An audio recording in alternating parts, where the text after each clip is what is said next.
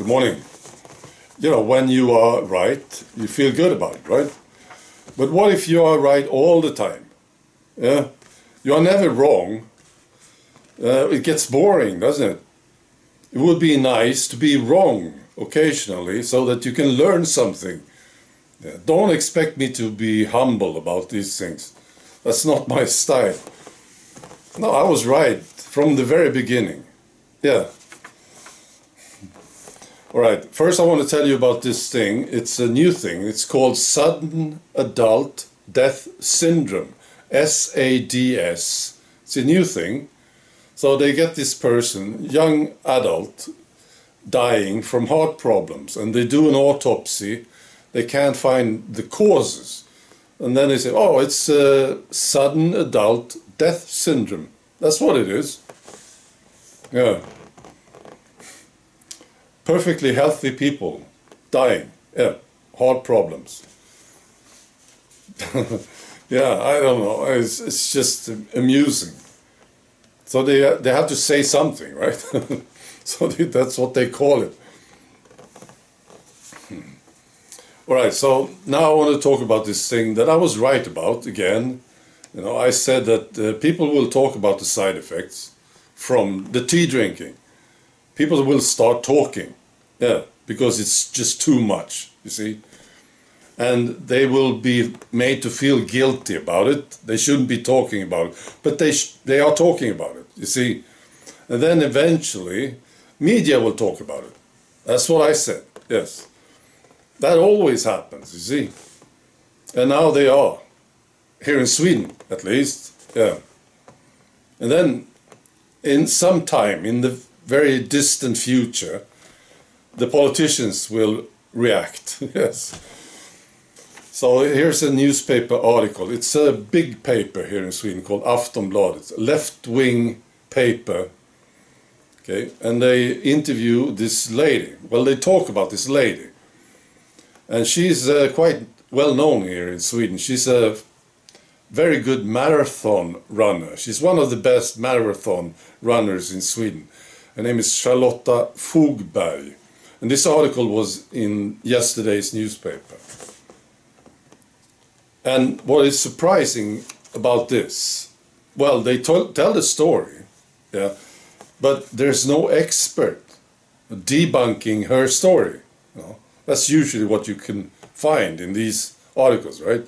There's this so-called expert saying, oh, this can't be true, and there's no connection, and so on. But there's no expert in the article. Yeah. No. Okay, I'll just read parts of this story. So she's a very good marathon runner. She was in the national team. She was at the Olympics. You know, Charlotta Fogberg, and she did her last race in October last year, and then she disappeared. And the newspaper says, "What happened?" Right? And this is what she says.